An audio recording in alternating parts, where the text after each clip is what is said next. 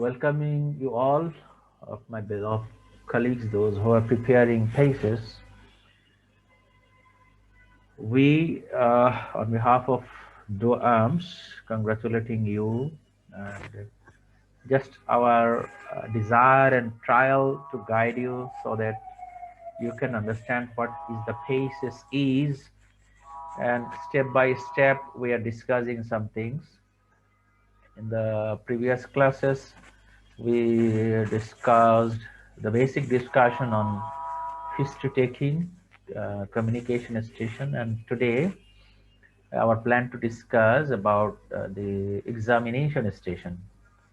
In the meantime, examination means station 1 and station 3. So already you come across some informations in somewhere, some discussion or in the internet, and our attention will be today what the station 1 and 3, a very simple superficial discussion. I hope that it will be much helpful for you for further preparation, and if you be enrolled with any other program in future without the basic understanding, continuation of any discussion group may be very difficult for you. So keeping this thing in our mind, we prepared our topics today. So now I think we can proceed further, and this welcome for you from the institute again. And again, requesting you, if you need to discuss something, you will raise anytime. You can keep your hand raising. I will indicate you to talk about, and it will actually encourage me. Don't feel shy. Don't feel embarrassed as well. And first of all, I like to start with the examination station, especially the infection prevention issue is very important for any examination, not only in the MRCP, everywhere. So the basic rules for a candidate, what actually are to be known or concerned about, if we make number 1, 2, 3, 4, these 4 things are very important. First of all, the personal hygiene about the hair, nail, beard, mustache. Yeah, mustache should be trimmed. Beard also should be trimmed. Hair should be also, haircut will be there, short hair, nail will be clean. And the problem of some person very feel pleasure with fashioning something, nails and other. But in the examination time, we have to follow the rules of examination. And the clothing, what should be, the long gown should not be there. I know some of you may know, but even then, as a beginner, our topic, I told you that this class mainly attentive to the beginners. So it is called bare below the elbow policy. It is not, I did not show this gown, it is corona issue special gown. But before that, the gown should be above the elbow, not full sleeved gown. What I say, the white coat or apron, whatever we say. And better to wear a t-shirt with gentle color. Color should be very arrogant, very bright red like that. Gentle color. And you can use a mild perfume, not very aggressive perfume. No white coats, already told before. And hair, especially for the female, it should be covered better, like if doctor can use a cap like that, it's better. Or hair should be like that, organized in this manner.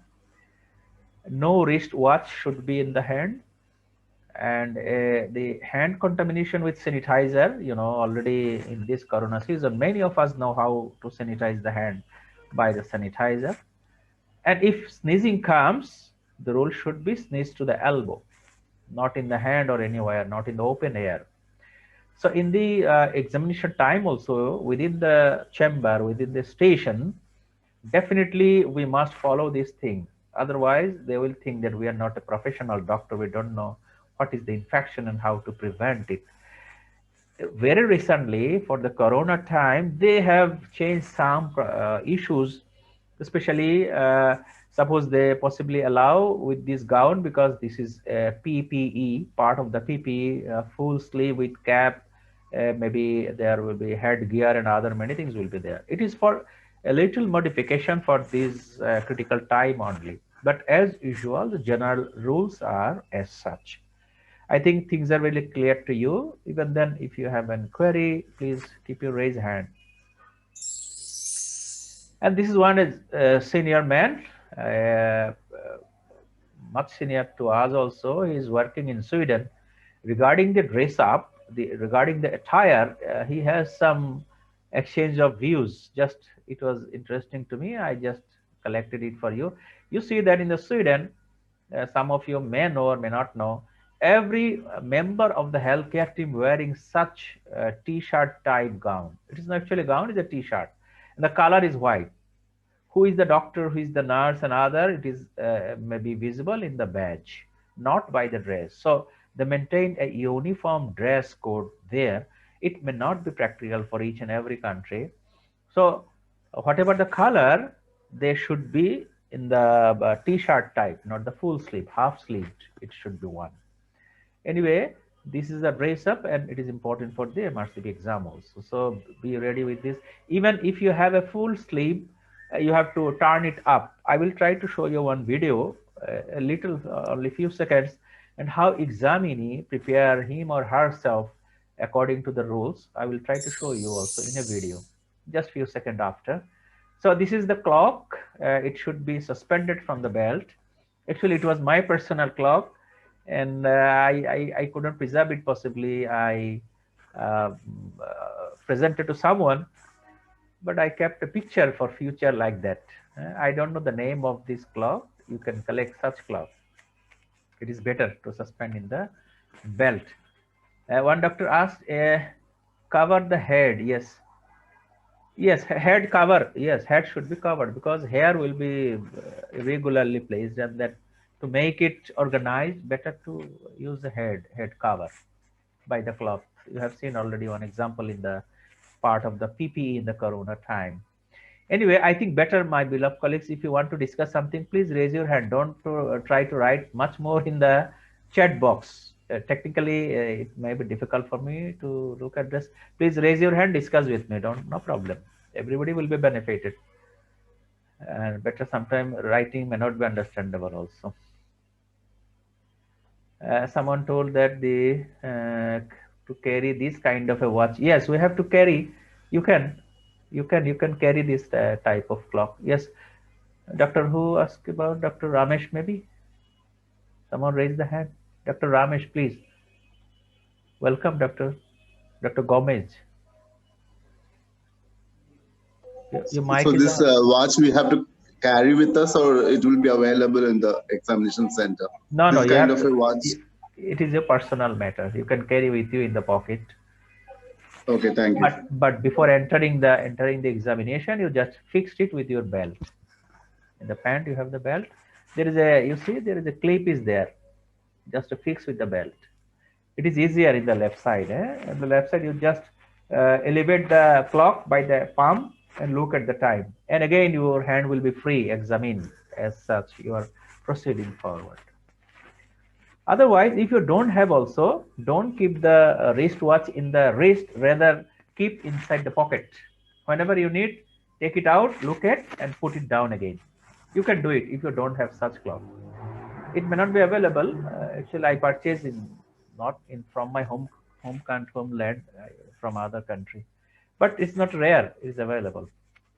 Okay, doctor, to asking this important thing. These are very technical thing. If you are not worried about, it can create confusion amongst you before the exam. So you will be detached from your preparation. For that is very beginning information I like to share with you. So please be encouraged and feel encouraged to ask me the question, please, after raising the hand. Better not to write in the chat box.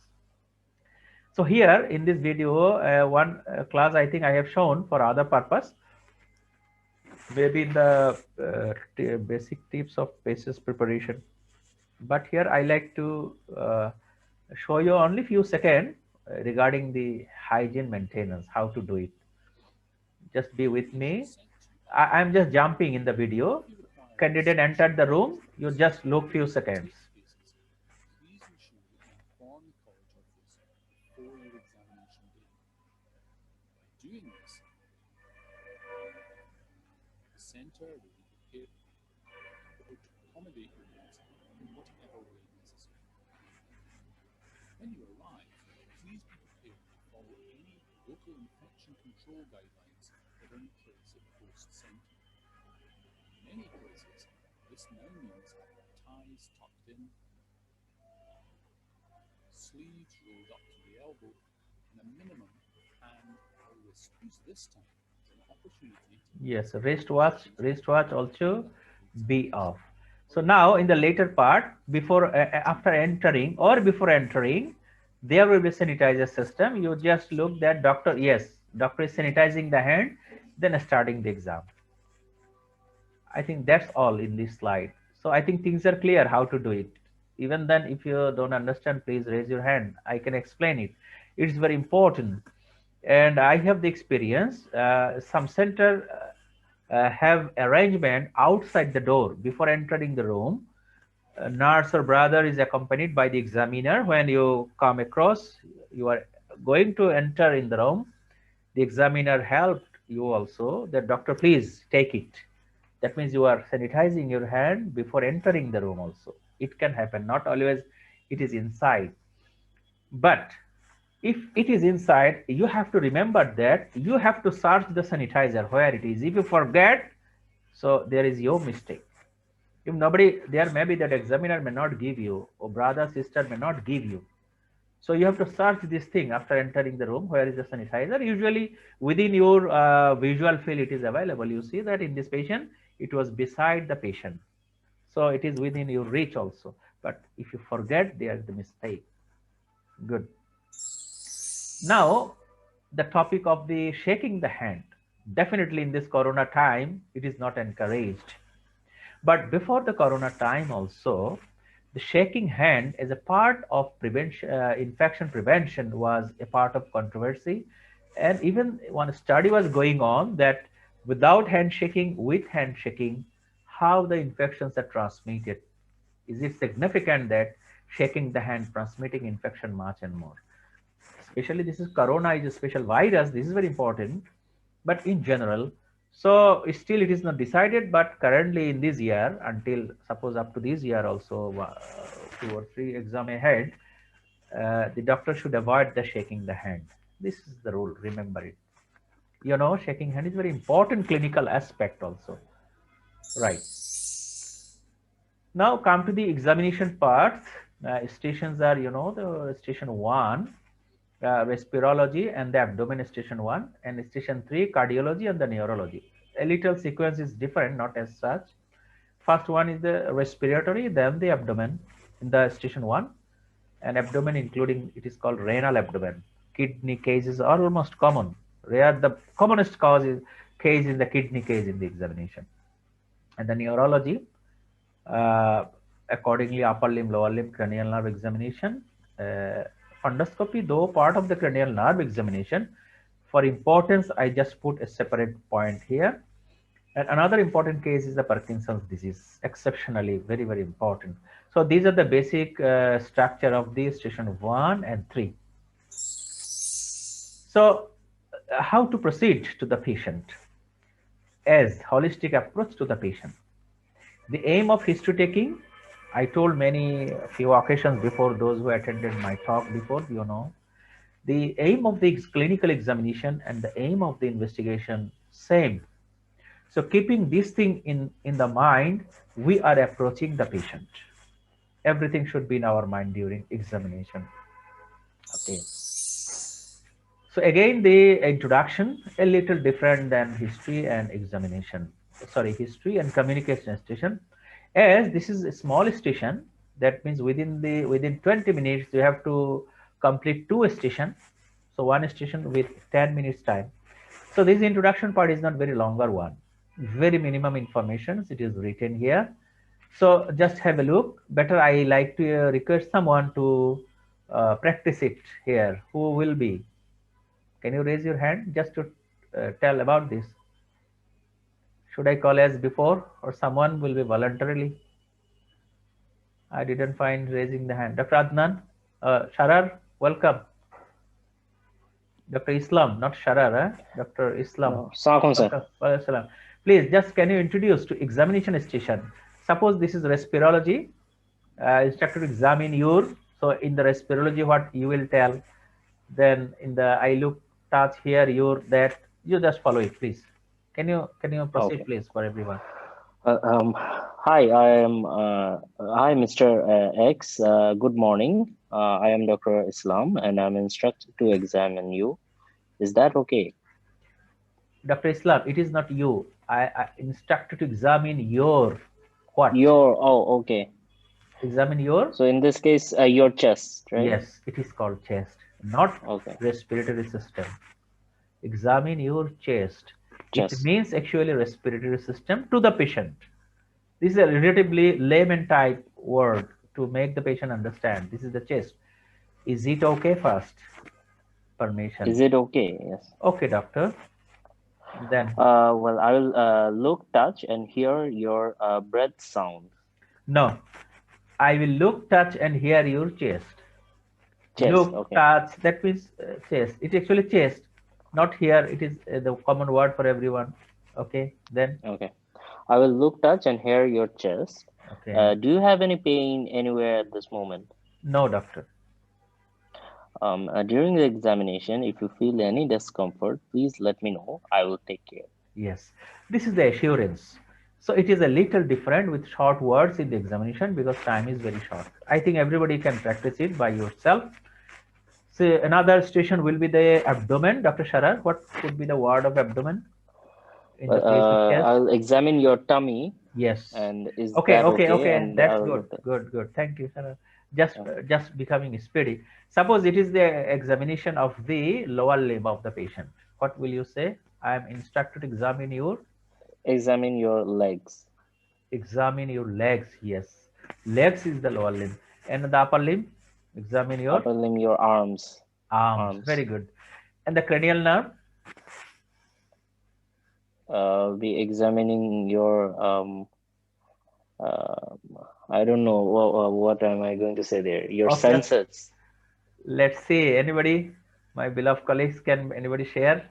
If they are instructed that examine the cranial nerves, what you will tell to the patient? Who can say, please? Feel free, please. Adnan, don't you raise your hand, Dr. Adnan? What you will say? Additional nerve cables. No, nerves of head. Nerves are head Nerves and of neck. head. Or rather to say nerves of head. This is the cranial nerves. Nerves of head. And about what else? What remaining? Sharar? Limb, upper limb, cranial nerves. Tummy. That's enough. Tummy Oh, maybe cardiovascular. sometimes Cardiovascular. cardiovascular is also chest. No, no, no, no. Or your heart. I'm Not going to chest, examine heart. your heart. I'm Yeah. instructed to examine your heart. Your heart. So this is heart, this is chest, then the leg, arm, nerves of the head. That's enough. That's enough.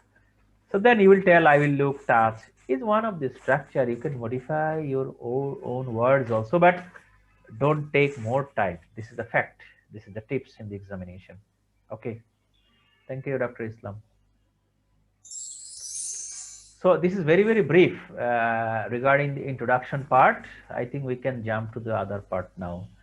Again, encouraging all of you to raise your hand if you want to discuss. If you start from the station 1, this is a respiratory examination and the abdomen is there. So starting with the respiratory station. For each station, we have to have a structured examination plan. So we design, for example, a plan for the respiratory examination, giving a mark and sequentially we have to follow. So I think you already now taking your snapshot. It will be helpful for you to design as such. You may have a better one, no problem.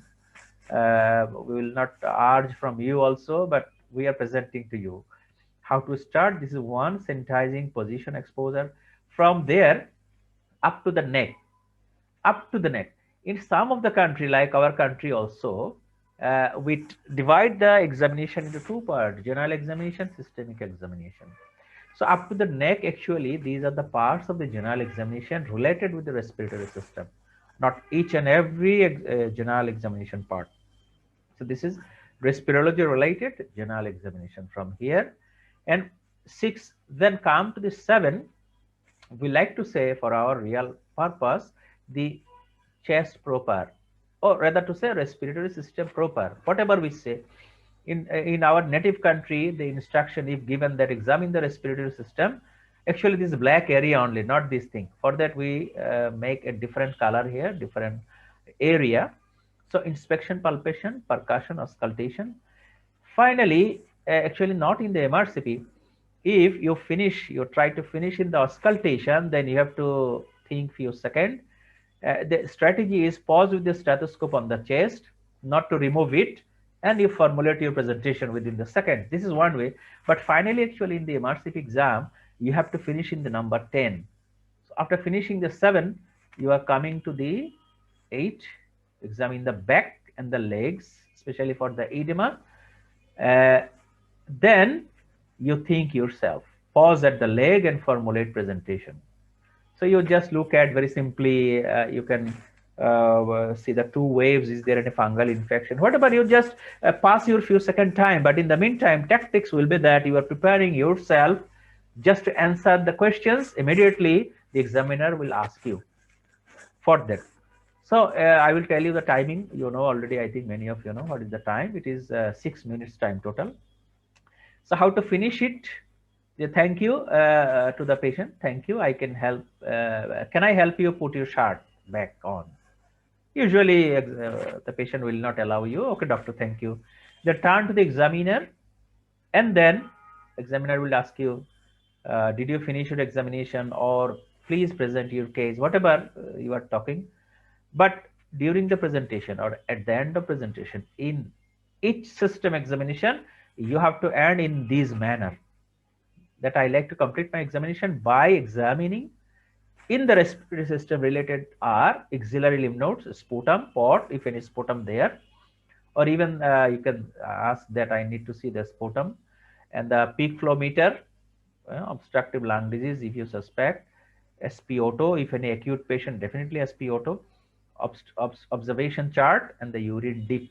So you can frequently, fluently, you can tell everything, maybe related, may not be related, whatever, or you can summarize also. I like to complete my examination by looking or examining the axillary lymph nodes, sputum, and by the bedside pulmonary function test, and with dip the urine, whatever you use the word. But idea is that you have to include this thing in the presentation. Customarily, it is not allowed in the examination, and time also will not be available for that to do everything. But just to express yourself that you know everything how to complete the examination of respiratory system. So this is then actually planner. We tell it DOAMS planner for the examination. So this is one of the examples. Now, if a patient given to you by the inspection, when you expose sometime instruction, not very commonly, it is told that examine the patient from the back. It may happen especially in the Indian patient, if patient is female more likely. So they will not allow you to examine the front, and examining the back is enough. So this is, there are some observation also. Who can say, please, here, can you raise what you are observing in the back in the inspection? I like to actually explain you the philosophy of this session today. For that I am asking as such. I don't like to tell to continuously talking to you. Okay, Dr. Islam, please. Sir, this patient has a thoracotomy scar. Thoracotomy scar in the back, right? In the left side. In the back. So if it is thoracotomy scar, suppose patient is very elderly male patient, what could be the reason for the thoracotomy scar? Well, it might be the result of lobectomy, which may be due to malignancy or emphysema, removal of a bulla, maybe bulla, not lobectomy. Okay, okay, Dr. Islam. We can hear from other doctor also. Dr. Islam, thank you. Dr. Shishir, please. Dr. Shishir, you raised your hand, Dr. Shishir. Anyway, Dr. Adnan. What else? Hello, sir. Yes, what else you are thinking about this scar? It may be, in case of respiratory, it may be a lung transplantation. Lung transplantation. Okay. In case of tuberculosis, in previously they do thoracotomy scar.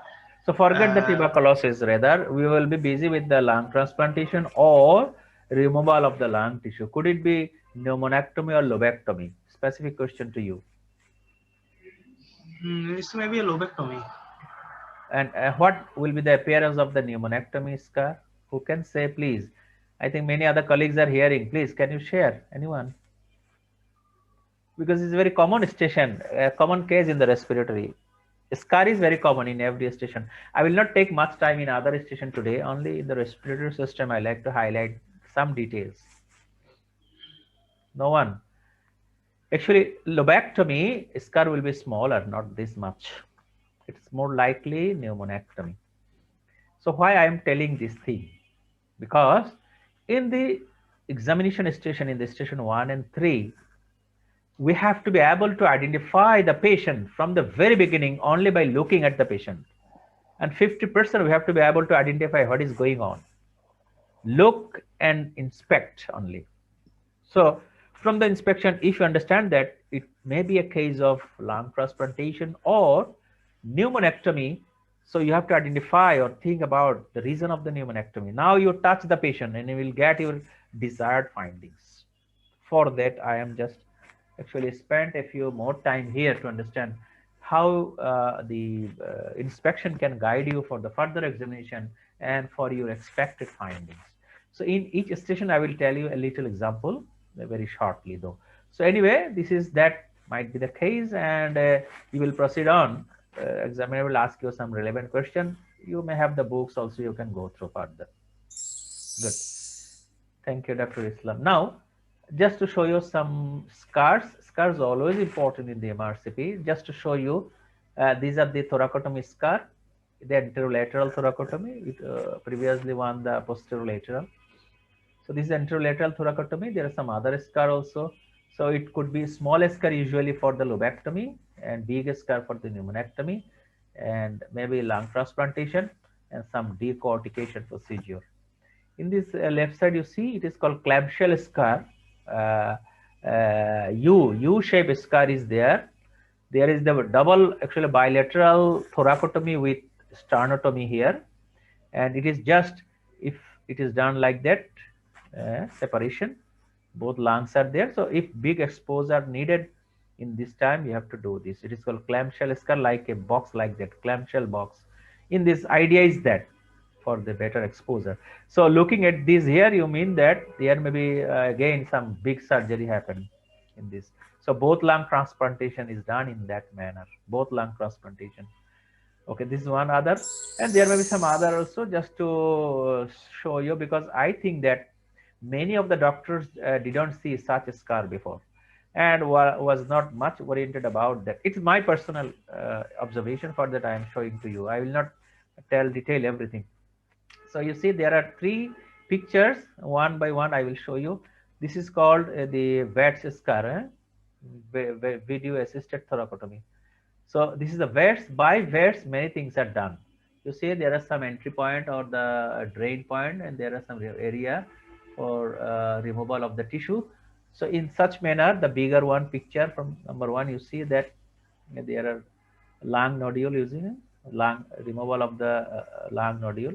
There are some scar mark as such. In the second picture, you see specimen removal from here. There are some chest tube sites. The tubes are given there. This is also VATS. So VATS is done, in the parenchymal diffuse parenchymal lung disease also for the tissue diagnosis. And this is also another pneumonectomy also can be done by the VATS. So don't do mistake to identify the VATS scar in the chest. And what is this? Now I am asking. This scar, what could it mean? Please, can you raise? Just taking few seconds. Scar is here. Dr. Islam, very ready? Yes. So this is a tracheostomy scar. Tracheostomy scar. Okay, Dr. Shahid, please. Dr. Shahid, welcome. Yes, thank you. I think this is a tracheostomy scar. Tracheostomy scar. Dr. Memon. Dr. Memon, please. Dr. Memon, your mic is okay. Welcome. What you're thinking about? Sorry, again you closed your audio. Dr. Memon, can you open the audio? Dr. Yeah, Somalia Memon. I think this is parathyroidectomy scar. Which scar, please? Can you repeat? Parathyroidectomy. Oh, said parathyroid separately operated. Actually, in the respirology station, we have to be careful also that we are examining the respiratory system of the patient. So we cannot switch our attention beyond the respiratory system. Even then, it seems to be an operation in the neck. It will not be any other surgery. This surgery or any procedure related with the respiratory system. Someone, yes, Dr. YO, you don't like to talk to us, eh? Sorry, you are writing only. Mediastinoscopy, yes. This is the scar for mediastinoscopy, for the visualization of the mediastinum. Okay, doctor, thank you who participated. Don't feel shy to discuss like that. You may be and we may be wrong also. This is related with the respiratory system. So scar many ways is very important. And you can go through the MacLeod book, the clinical examination. But I think, in my understanding, for any examination, this medical book, clinical method video in the MacLeod is very slow. I understand. As MRCP PACES candidate, examination to be more, actually, should be faster. It is for undergraduate students. They have given the video. Those you are having, you can go through these, but you have to see some other extraordinary video designed or prepared especially for the PACES. So this is not the time to show you details. I'm just advising that better to see the real exam related video, not from the MacLeod. Because we believe that you are a trained up doctor, because we already passed MBBS, so why should you go for the undergraduate profile? But even then, if you are confused, you can clarify something by looking at this book. So if it is the respirology, total again to show you, and this is finally I like to complete my examination. In another word also, we can tell in that manner. At the end of the presentation, I like to complete by checking the vital charts, doing bedside pulmonary function test, and the dip the urine as well. Many things may be related somehow. Okay. So at the end of the respirology discussion, it is found that in the last few years, what cases were available? These are 5 cases in this manner. So my beloved participants, take care of these and have a snapshot also. If you think we have to study or practice many other cases, but we should not forget these 5. But very interesting thing is that the 5s are not actually direct diagnosis. You say this is a pleural effusion, so discussion will be there regarding the etiology of the pleural effusion, regarding the pneumonectomy. So this is number 1. What I have shown here, it is scored number 1 available cases in the last around 4 or 5 years in many centers of the world. So take care of this. You will be going through your books and others. In coming any other time, if you enroll with any mentor anywhere, you will practice first this thing, then other issues. Okay, I think we can give a not break, few seconds only, just to tell you that I finished my discussion on the respirology station. That's the thing. So again, encouraging or requesting you, if you have any confusion or comment up to these, please can you raise your hand if anything you like to ask for that few seconds break only. Anything regarding respiratory? No more. Okay, thank you. I think we can now switch to other topic. Well, so other means again after the respirology, the station will be abdomen. So abdomen is not a system. Abdomen is an anatomical area. So whenever it is said abdomen, it doesn't mean only alimentary system only, because within the abdomen there is a spleen. So spleen is not part of the alimentary system. For that, kidney is not part of the alimentary system, but the kidney case is the number 1 case available in the abdomen. So I will show you also what are the common cases appeared in the last few years. But concept is examination of the kidney. We have to add some word including the renal abdomen because it's very important case. First of all, again, to give you some idea about the scars and including the reason of the scar here, and I will not tell about detail. You make a snapshot, please. That's enough. Is again from the book, but some addition will be there. Why the scar happened? This is the scar. This is a reason of the scar. A hockey stick scar like that. Hockey stick, or sometimes we can say J-shaped scar. Nephrectomy or renal transplant also in the left side. In the right side also maybe similar one. So these scars are very important in the abdomen as well. And again a diagrammatic one to add something more. Rutherford Morrison scar and other. One is the Pfannenstiel also in the gynecology, Pfannenstiel. So many scars may happen in the abdomen. So there are some live scar here in the patient, peritoneal dialysis patient. You see multiple points. Kidney transplant, not only the hockey stick or J-shaped scar, there may be straight scar also. With surrounding evidence, you can formulate your diagnosis. So ureteric reimplant, many things. It may be beyond our scope also because we are not surgeon. But some ideas for ideation, we are going through the scars, and you can go through some scar related text and others also. So in the many paid program, you may get it, many information. So this lady, we like to actually, we feel proud to salute her. Why? Who can say? Can you raise the hand? We should salute the lady. Why are you not feeling better to share this information? Nobody is raising the hand. Dr. Shishir, please. Can you explain? Salute to the lady. Why? Partial liver transplant to his dead. Lady actually donor of the liver, right? Donor of the. Donor yes. of the liver. Dr. Memon also with the same opinion. Dr. Memon. Yeah, yes, I think liver transplant scar.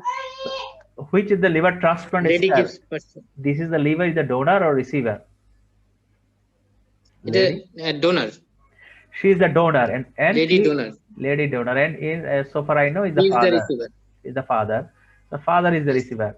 So, Dr. Shishir, can you name the name of the scar in the father receiver?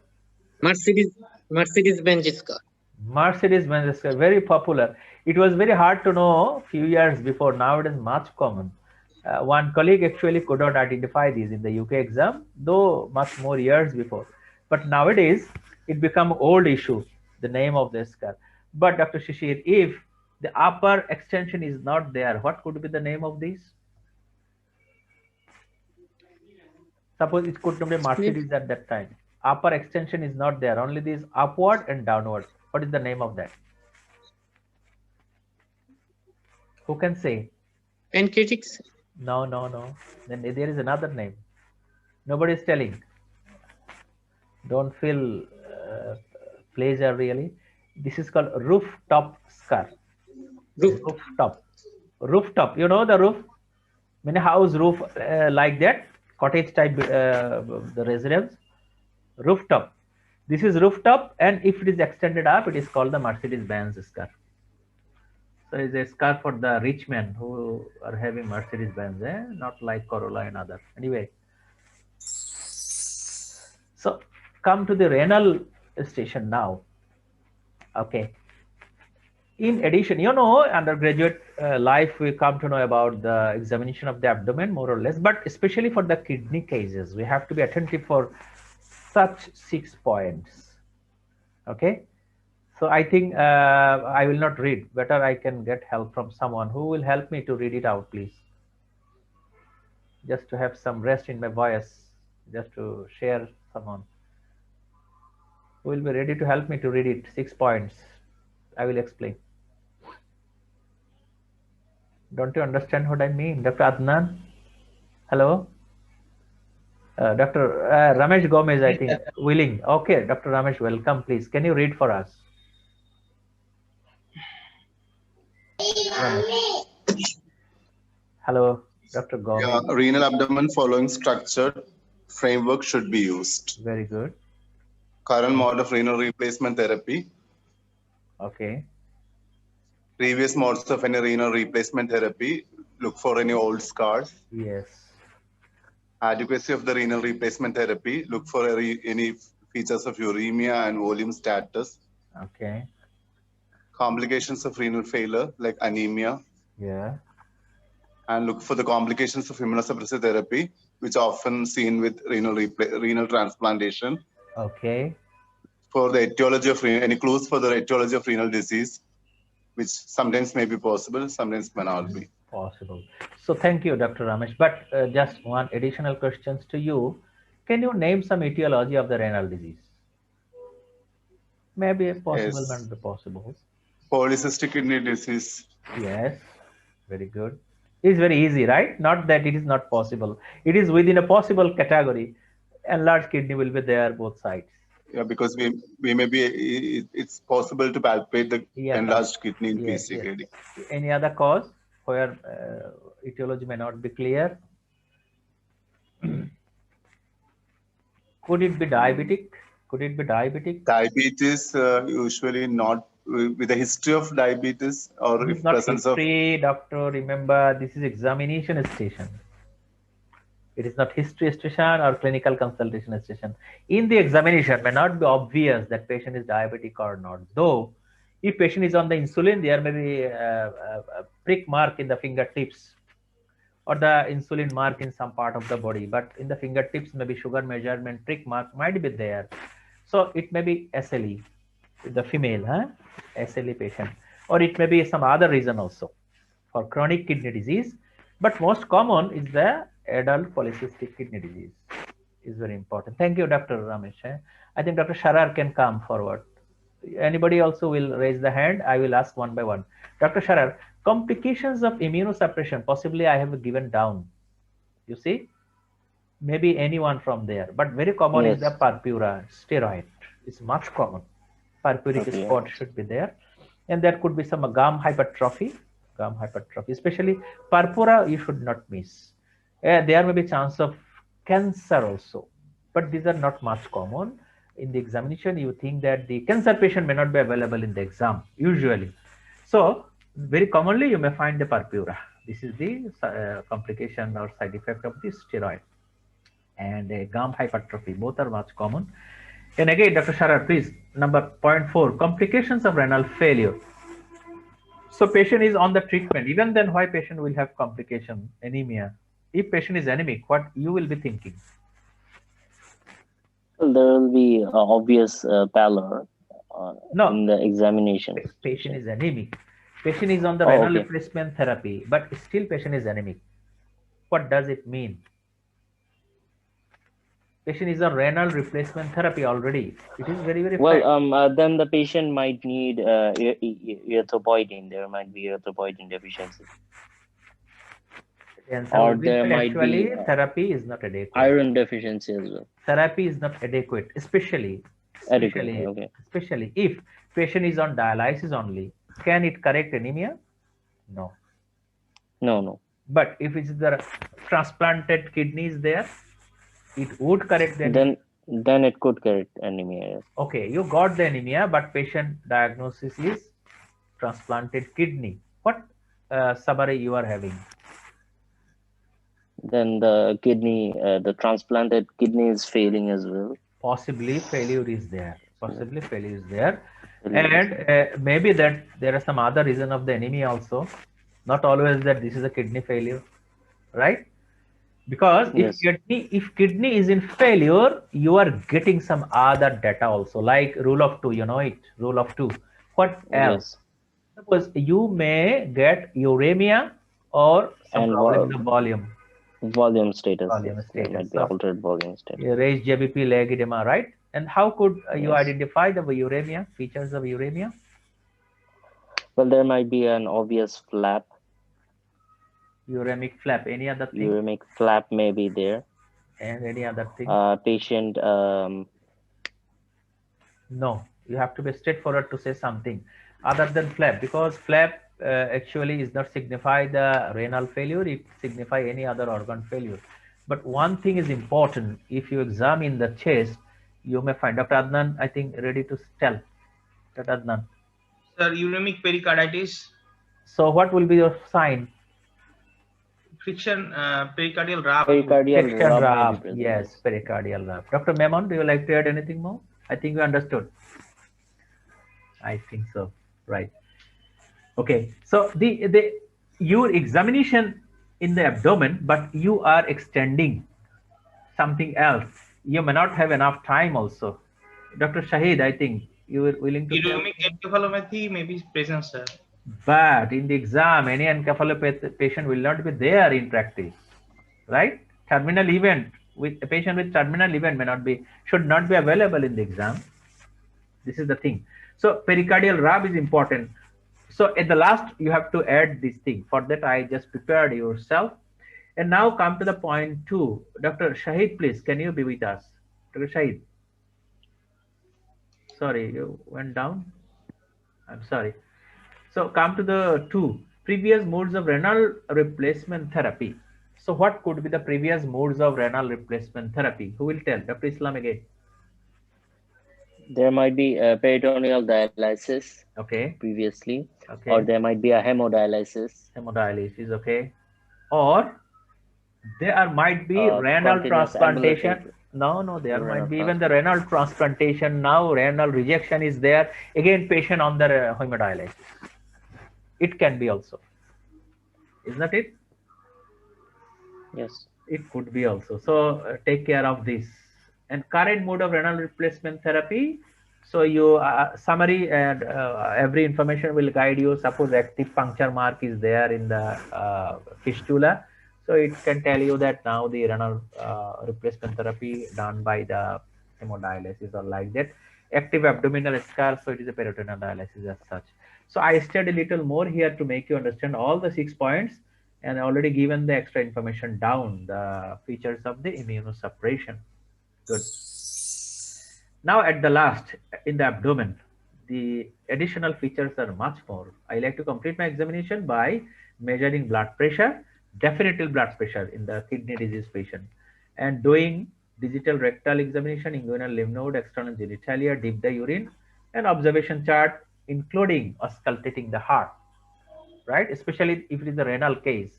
Definitely you will urge for the auscultation of the heart to exclude pericardial rub. So this is the structure of the abdomen. And lastly, the statistics, the top 5 cases available in the abdomen in the last few years. So abdominal scar, kidney transplant with polycystic kidney disease, the number one and number one. So that I like to actually describe to you. Then splenomegaly, definitely cause will be the part of the discussion. Chronic liver disease, hepatosplenomegaly with cause. Abdominal scar, again, liver transplant. Whenever the case is available in the area, maybe in the UK or outside UK, they will try to give you liver transplant, not the kidney, because kidney is very old case nowadays. But cases are more available. Kidney, for that, this is still number 1.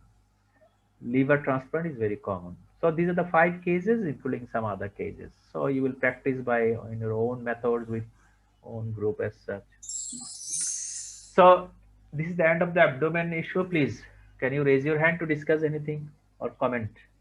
Few seconds regarding the abdominal. Dr. Memon, please. Welcome. Doctor, can you please tell again previous mode of renal replacement and then the current mode of renal replacement? Oh, suppose that patient is in the transplanted kidney case. So definitely you are observing that there is the fistula is there, old scar is there over the fistula. So the previous mode was the hemodialysis. There may be that in the abdominal scar. It may be the peritoneal dialysis, or sometime in the neck also you may find by the permanent catheter, right? That in the venous catheter, tunnel catheter, but though it's a very long lasting one. Ideally, it would be the hemodialysis or the abdominal peritoneal dialysis. It could be. Okay. Someone asking, do you need axillary lymph node palpation? No need actually, but you have to tell. Axillary you mean about? Sorry, no, axilla is not important. Rather inguinal area, not in the axilla, in the abdomen. Inguinal area you can add, including the hernial orifice also. But these are not well practiced routine talk. Routine talk what I told in the here, right? In the kit, just you have to modify a little. This is only outline I am giving to you. According to the situation, you can modify. Okay, doctor, thank you.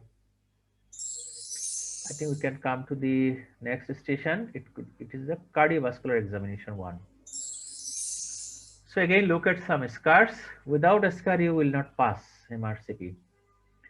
So you see in the first case, how faint scar could be. Maybe that patient has undergone some cosmetic surgery also. It could be. So this very faint mark will be there in the, so we have to be very careful to identify the scar. Keloid very easy to identify, but the sternotomy scar almost gone. But here is something wrong. This is one way. And the sternotomy scar, for the reason of the sternotomy scar, the list is given down. So there are some clues also. I will not detail here. You can make a snapshot. It will be helpful for future practice.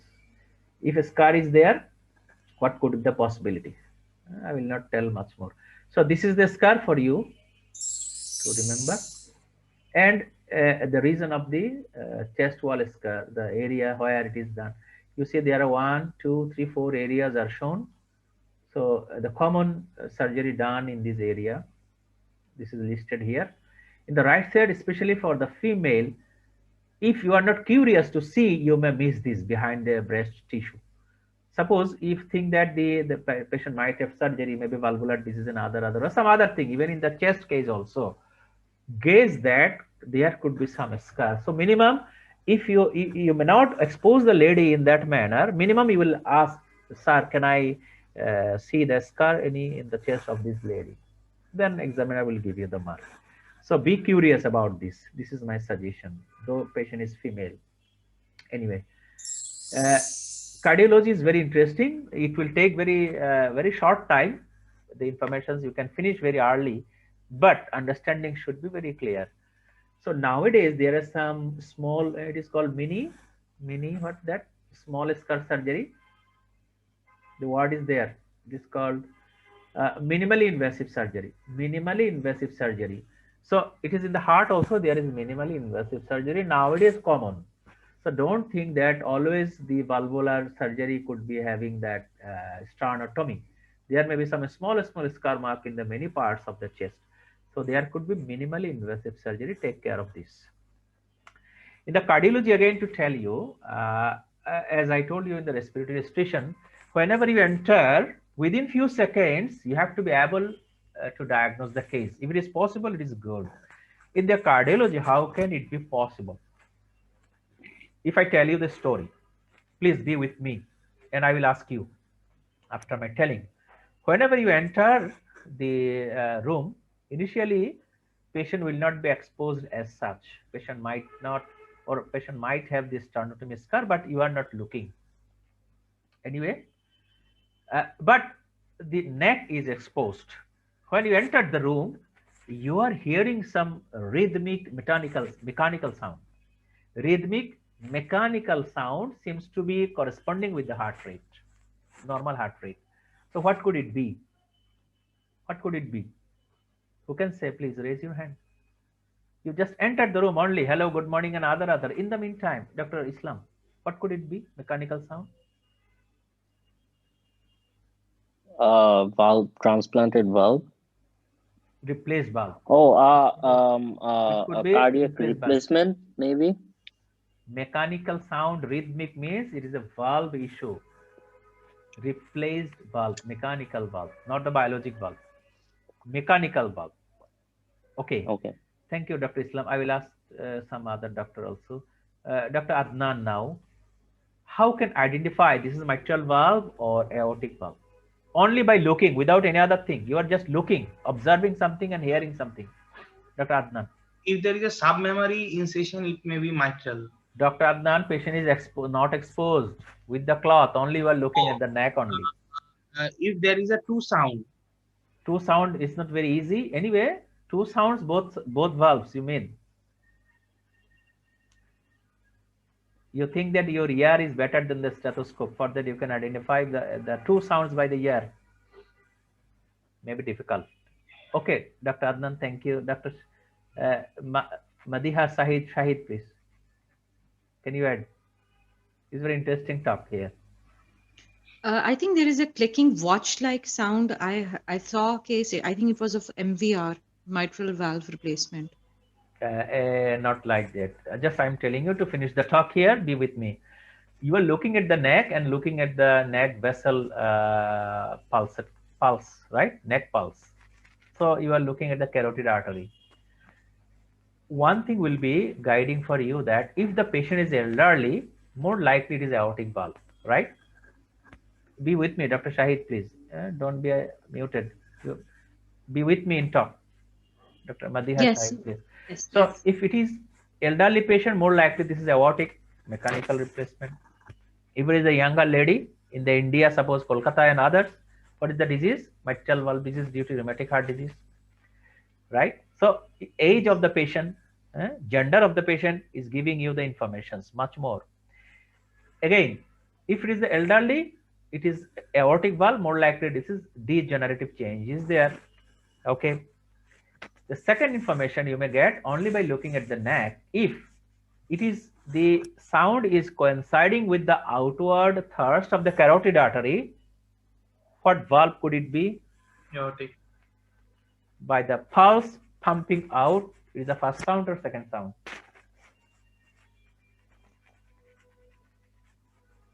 Not clear to you. It's the first sound, right? You are looking at the neck, feeling the pulse in the carotid artery coinciding with the actually first heart sound. So first heart sound is due to closure of the what? Mitral valve. Mitral valve. So this is the mitral valve. If the sound is after or before the carotid pulsation, it is a second heart sound. That means it is aortic valve. So if you can sharpen our eyes in that manner, just immediately few seconds after entering the room, in the cardiology station, we can identify the diagnosis also. That story I am just sharing with you. Thank you very much. Right. Thank you. So coming to the next topic. So this is the philosophy I like to share with you, that after entering few seconds, we have to be that much prepared that I can identify the diagnosis. Otherwise, you might be puzzled. Even then, I advise you don't be puzzled. You may reach at the last of the diagnosis also. Anyway, at the later part, finally, that at the end of the presentation, I like to complete my examination by measuring definitive blood pressure, checking the vital charts and others. And during the talk, you have to add something more, especially in the cardiology. In the presentation, you have to have some 4 or 5 things in the cardiology. The later part also you can see that is there any features of the infective endocarditis or not. Any examination, I am giving you some basic philosophy of the diagnostic procedures, identification of the disease, identification of the complication I have shown you before, identification of the any functional limitation of the organ. So in the cardiology, functional limitations means features of the heart failure. In the lung, features of the lung failure, that means respiratory failure. Right? In the kidney, features of the kidney failure, already CKD patient, the kidney failure patient. As such, so in the heart, the cardiology, so infective endocarditis features there or not. I like to add you something here. Some colleagues, somehow they develop by themselves, or somebody also advising that what is not there, better not to tell. Personally, I am actually not in the same opinion. If you go through this, it is not my writing. I just picked up it from very renowned training authority in the UK. They are teaching in that manner. I personally agree with this. Suppose it's a complication of the disease, we must include. If your diagnosis is a valvular disease, prostatic valve, your decision will be changed immediately if there is infection. So we must be able to identify the infection and must be able to say, if features is not there, so examiner will think that you are not also telling, examiner may think that you were not concerned about that. You couldn't or you didn't see about it. For that, better to say there is no features of bacterial endocarditis, there is no features of the heart failure and other many things. Suppose if the case is the cardiac transplantation or other, So drug side effect also there, may not be there, not always there is steroid purpura, but we have to add that there is no features of the side effects of immunosuppressive drug. It means that you actually were searching for that, you didn't find. This is the idea. In the cardiology, these 5 things must be there, including the severity of the disease. I think already you have taken a snapshot. Finish. So come to the cardiology summary. These are the 5 top cases. Number 1, the mitral regurgitation. Then the aortic valve, usually with the tissue valve. In the elderly, why the tissue valve? Why not the mechanical valve? Who can answer the question? Usually, aortic valve is replaced by the tissue valve. Dr. Gomez, please. Please, welcome. The biological valve has got lower durability. Okay. So people with lesser life expectancy, we will use bioprosthetic valves. Very, very correct answer, Dr. Gomez. Thank you very much. Very, very correct answer. Thank you. So it could be. So you may not hear the mechanical sound here also. So could be very difficult for you that, and patient will not be on the anticoagulant. So you may not find the features of anticoagulation, like again the purpura or the bleeding point, right? Good. And this is the list I think you can have with you, especially ICD nowadays is very common. So in 5, 6 number, you have to add the ICD patient. ICD, you know that you have seen many pacemaker patient very many years, but nowadays ICD, and ICD given means there might be some cardiomyopathic patient, right? Advanced heart failure patient also will be there. Usually heart failure patient may not be available. Rather, to combat the arrhythmic episode, patient might have cardiomyopathy, underlying disease. So ICD, again, the scar will tell you that in the upper chest, left side, usually, there may be ICD, not the pacemaker always. So anyway, these are the 5 top cases in the cardiology. These are very common cases. Thanking you again with the cardiology discussion. Again, if you have any comment or discussion, please, can you raise your hand? No more. Good. Good, very good. So now coming to very wide station, the biggest one, and this 1 and 3. The number 3, the last station is neurology. So the different parts of the neurology examination, lower limb, upper limb, cranial nerves, is a very basic structure, as well as there are some other instruction not by the area. Suppose look at the patient and the proceed on. There may be some cases. So it's a very big detailed discussion. I will not go inside much more. Just will give you some highlight how to organize the examination path.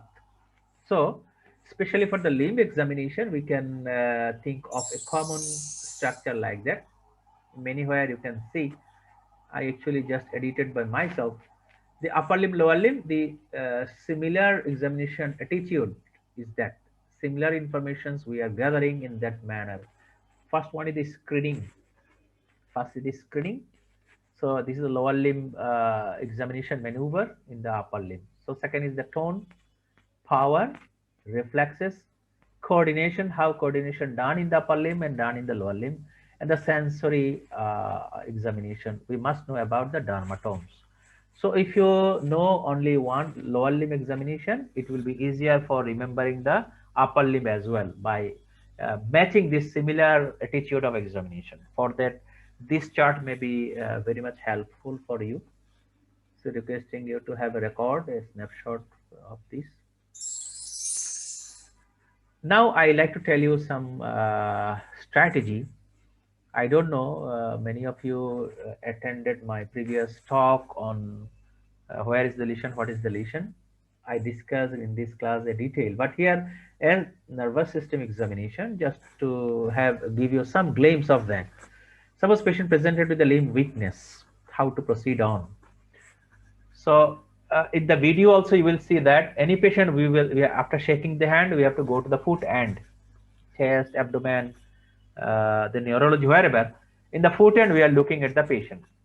So you may find that one limb is weak or both limbs are weak, maybe or may not be also. Suppose you are getting the weakness of the one side of the body, the hemiplegia or monoplegia in the lower limb. you don't know about the upper limb issue. So this is the motor pathway, you know, that upper motor, lower motor neuron lesion. What I like to tell you is that if the weakness is related with the muscle, you will get some other features in the muscle examination, and the neurologic pathway will be intact. So this is myopathy. If it is due to disease in the spinal cord, weakness plus there are some features related with the spinal cord disease should be there. You know, many tracts are there. If it is due to disease in the basal ganglia area with the limb weakness, there may be some additional basal ganglia feature. If it is in the weakness in the limb, if it is disease in the cortex of the cerebrum, so there is a cortical cells, there will be some features of the cortex failure, rather some failure in the lobe function. There are temporal lobe, parietal lobe, and others. So this I actually was before used to tell you, my those junior colleagues, those who are with me before, this is called rule of two. Rule of two is very helpful for identifying the disease. So this is the focusing one attitude in that manner. Okay, just a little journey. These are the informations should be in your pocket. How to identify the disease in the cerebrum, or in the cerebrum, could it be in the basal ganglia or somewhere else? There may be minute evaluation also important, but in the PACES examination, this is very enough. But identifying the according to the headline, is it the lesion in the cerebrum, especially for the brainstem, is very important. It is called the crossed weakness. Okay, I discussed in that video. Please, I advise you all to see the video in the YouTube. If you need, we can provide the link to you. So accordingly, these information should be in our memory so that we can be able to identify where is the lesion. And the pattern of the weakness, we have to be able to identify, you know, that this is a paraplegia like that. This is hemiplegia. This is a cross paralysis. These are much common. These are not much common. This is central cord lesion, but these 1, 2, and the 3, you may get the patient in that manner. Okay, definite sensory upper limit. And this is a very peripheral neuropathy issue. So it is not the weakness. This is a nerve, peripheral nerve sensory problem with. It is also a common case in the MRCP. So this is one of the pattern as such. And again, if you just animated few seconds with you, if it is the basal ganglia, you know, the basal ganglia.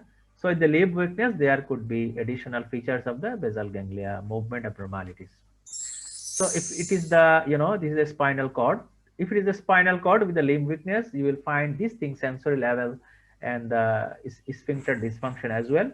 So sensory level is a very hard feature in the spinal cord disease, paraplegia. You know, this is the peripheral part, right? Peripheral nerve, maybe lower motor neuron is here. So as well as there is sensory problem, you may find that a stalking or globe distribution, globe in the upper limb. So this is a peripheral nerve lesion. So in that manner, we can identify the very important thing are the dermatomes in the lower limb as such. Dermatome in the, this is just devolution how dermatome develop, right? From the very boyhood, fetal life and up to the adult life. It is a layer, segmental distribution dermatome. This is in the upper limb. Remember that there is a junction in the chest C4, D2 or T2. This is not continuous. So 5, 6 up to the T1 is actually protruded out by the limb bud outside. So this is the junction of the C4 and T2 here. This is the front side, this is the back side. You know detail about that hand and other dermatome just to refresh your memory. In the last class, I can remember one colleague advised me or suggested me, sir, about discuss about the conus medullaris and the cauda equina syndrome. So I didn't forget for that. I am requesting all of you to be with me. I don't know this candidate is here today with us or not. I'm sorry, I forgot the name. There is actually area of confusion for everyone. For that, I am interested to discuss 1 or 2, 3 minutes. How conus medullary is formed? This is a terminal part of the spinal cord. Conical part, usually at the level of the lumbar first lumbar vertebra, lower part of the first lumbar vertebra. But the cauda equina, this is the outer part in the roots. So very few books told about the area of the conus medullaris. That means how many segments are there. May not be fixed one, but lower part segments. So one medicine book told that it is lower sacral and the single coccygeal segments comprises the conus medullaris. So lower sacral means Which will be the lower? If the 5 sacral segments are there, maybe sacral 4 and sacral 5. Please be attentive to this word. Sacral 4 and sacral 5 will be the part of the conus medullaris and the down. But chorda equina, it is started from up. So the fibers, the peripheral roots comprises the lumbosacral. So it starts from the lumbar, multiple lumbar roots, right? Now, what could be the presentation? Suppose conus medullaris is the part of the spinal cord. So there are some core findings of the spinal cord. What is the core finding? Definite sensory, upper level. But in the lower limb examination, can you identify the sensory upper level if it is the lower sacral? 4, 5. Where you will get the sensory upper level? You may not get in practice. For that, this is the area of further discussion here. But very, very core finding of the myelopathy is plantar extensor. Remember it. Plantar extensor. Babinski sign. It is whenever you get the plantar extensor, definitely you will tell that this is a myelopathy. In addition, there may be some other thing also. Okay. But chorda equina, totally the peripheral fibers. So there should not be any upper motor neuron lesion features. But in the conus medullaris lesion, suppose is very small conical part, if any compression effect is there by the disc prolapse or the malignant deposit, it compresses the conus medullaris as well as it involves some of the fibers or roots coming out. So how to differentiate this thing? Or just showing some picture, what I told before, this is the anatomy, little representation. Chorda equina and the spinal cord finished a little up. In this imaging or semi-diagrammatic picture, you may find that you see lumbar 1, lumbar 2 is there, coming out from the foramina. So according to the definition of the conus medullaris, it is not here, it is above, it is finished there. But root coming down from above. So if conus medullaris lesion is there, it will involve some fibers here. But if it is the chorda equina syndrome, so there is no features involving or presenting, mentioning the lesion in the spinal cord. There could be only peripheral root features. So if you differentiate this thing, conus medullaris syndrome usually is a mixed feature issue. Upper and lower motor neuron signs are there. In the chorda equina, only lower motor signs. Okay. Again, come to the differentiating point. I am very intentional. You will understand why I am intentional. I will tell you in the coming slide. Here, the reflexes, many other things are there. I will discuss the reflexes. As the conus medullaris in the lower sacral.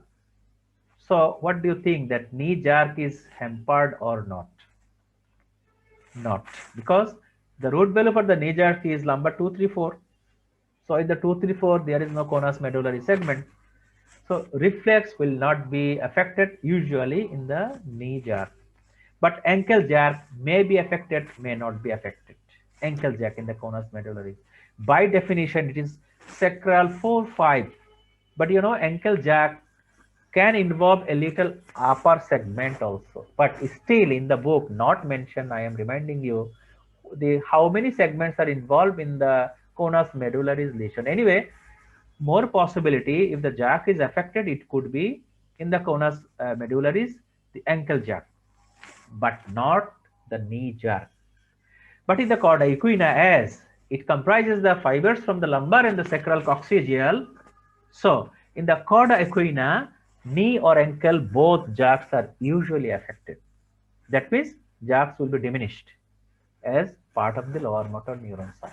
So this is a very big differentiating point between conus medullaris and the chorda equina syndrome. Plus, in the myelopathy issue, there will be plantar extensor. Again, there are some other features also. I think you have gone through these differentiating points. Just as request, I highlighted this thing, and there is a saddle anesthesia and other thing also for you. But why I was intentional? In the medicine textbook, what is written here in the conus medullaris? It is written that increased knee reflexes. I think it is very unexpected finding. Knee reflexes increased, rather ankle jack may be in the problem in the conus medullaris. The cord compression is there. But why the ankle jack will be increased? Because If ankle jerk could be increased, the lesion should be above the lumbar 2, 3, 4. So conus medullaris does not have these spinal segment, lumbar 2, 3, 4 or above. It is in the lower part of the sacral segment. So it cannot clarify this thing, but for that I'm telling you, it may be confusing to you. This is a pick up from the medicine book, but what I described before, it could be true. So it was my reference. It was my reference to tell about that. So this is the end of the conus medullaris issue anyway. So again, in the lower limb examination, you have to include this thing. Very, very basic is that whenever you are asked about lower limb, after finishing the examination, blindly also you can tell that I like to complete my examination by examining the upper limb, cranial nerve, including the spine.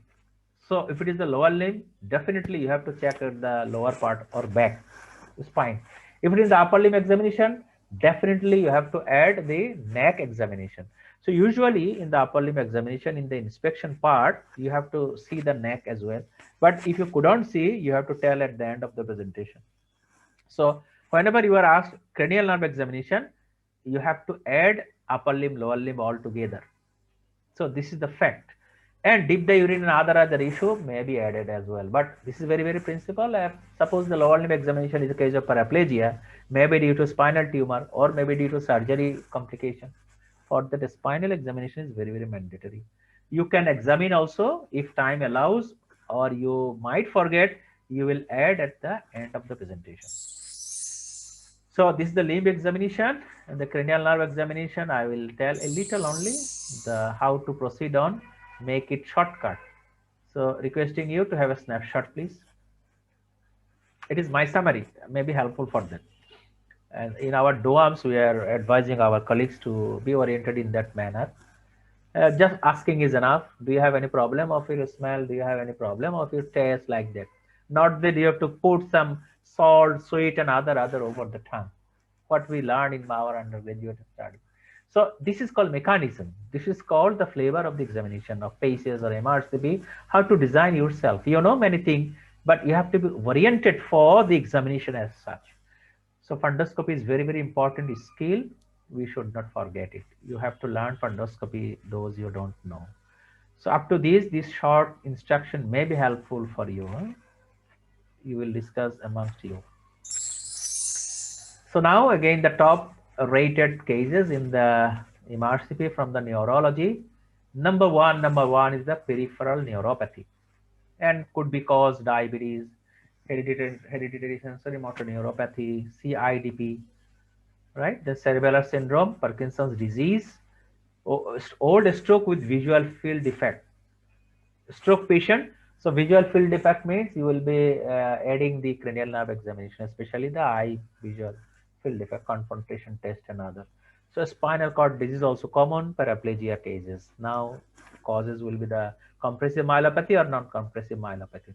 Okay, these are the 5 cases. In addition, MND and the myelopathies, facioscapulohumeral or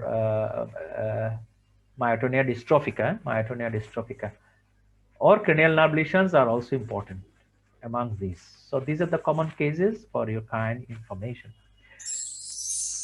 The last the slide regarding the nervous system is in the examination procedures.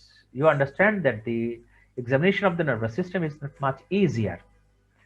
Remember that the examiner sheet will be actually not for the diagnosis, rather for examination technique, not for the spotting the diagnosis. So we have to practice a lot to do how a nervous system examination is done.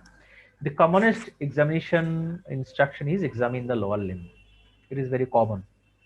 Then upper limb and the cranial nerve. And in the cranial nerve also in different way. Suppose there is a facial asymmetry is there. So instruction is such that look at the face and proceed accordingly. There may be Parkinson's disease. You can see that there is a resting tremor or so-called mask faces is there. Elderly males sit on the bed. So look at the patient, proceed accordingly. There may be some instruction as such. It means that if some informations are presented by the look, instruction is designed as such. Look at the patient, and proceed on.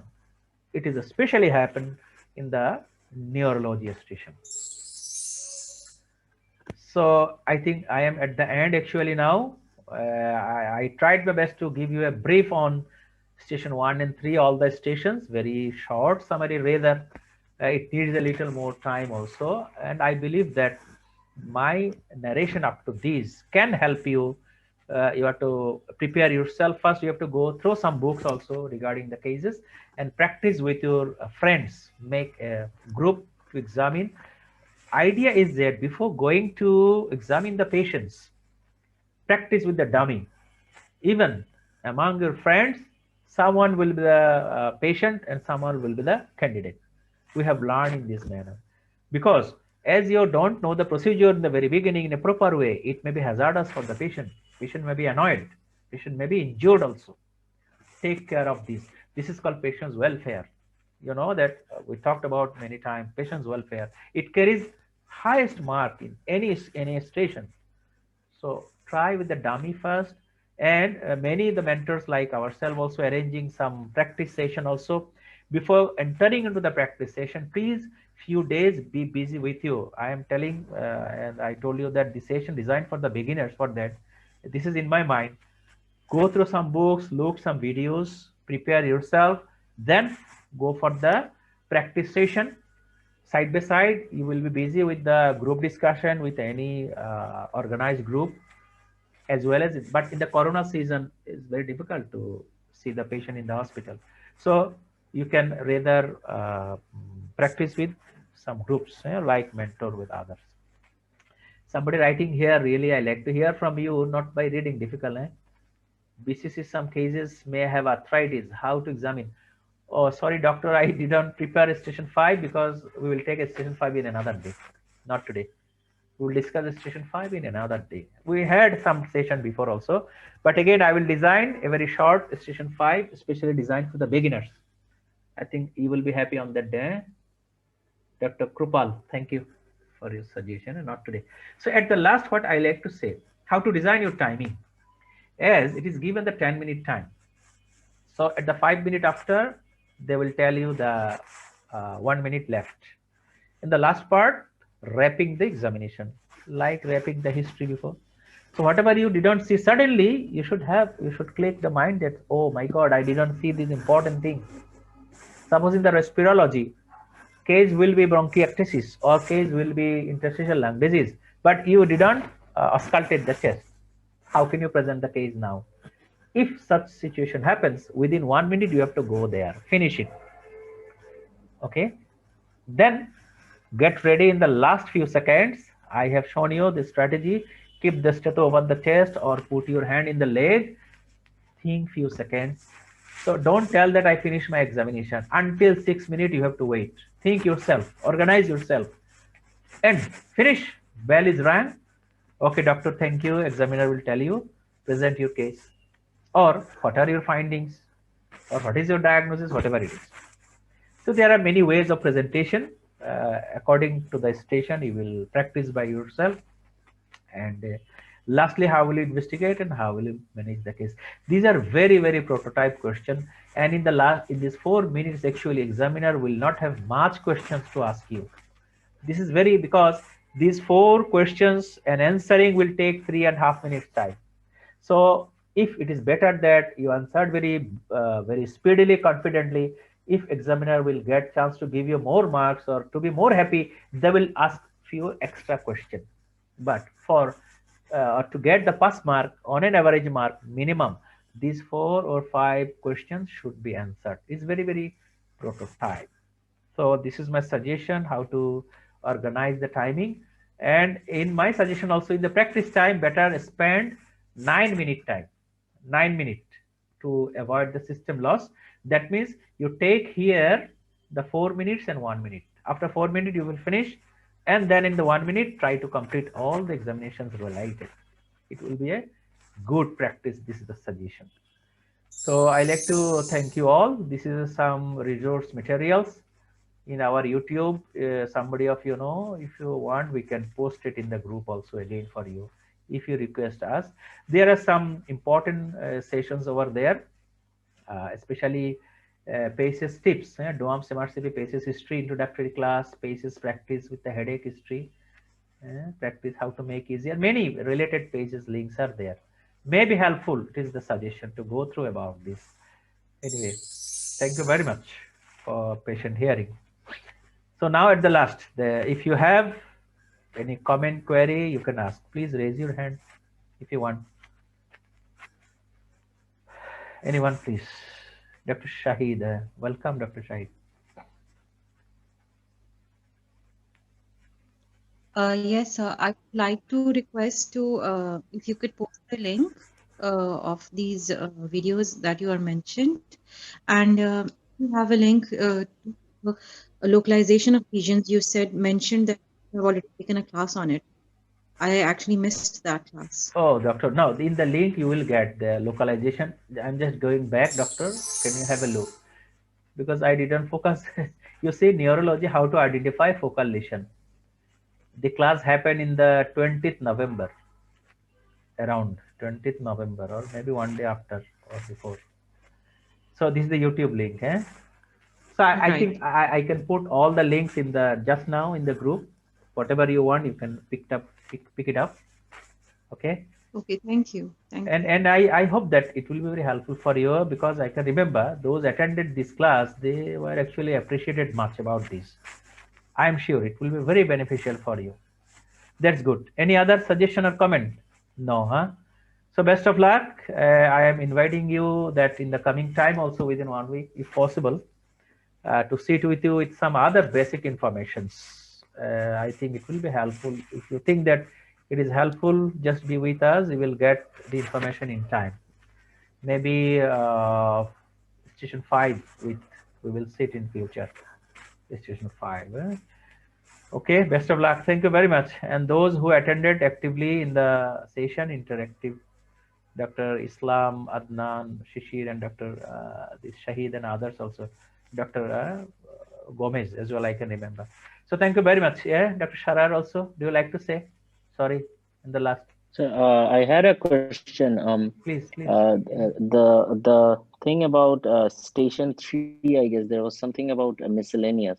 So what are the topics in in the neurology, miscellaneous means Parkinson's disease, number 1. Number 1 is the Parkinson's disease. Instruction may be different. For that it was miscellaneous.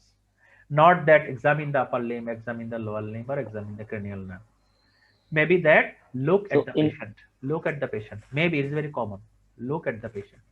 That was the miscellaneous. Okay. Will there be any endocrine related? It is in the station 5. Endocrine related cases. No. This is a neurology station. Remember, this is neurology station, not other. Okay. Not other. In the station 5 also, I will tell you in the station 5 what could be the philosophy of the station 5 design. I told a little in my previous section, the tips of the PACES in the YouTube also. In the station 5, I will tell a little more, I hope. Okay, Dr. Islam. Okay. Thank you, sir. Welcome. Best of luck. See you. Bye-bye. Thank you.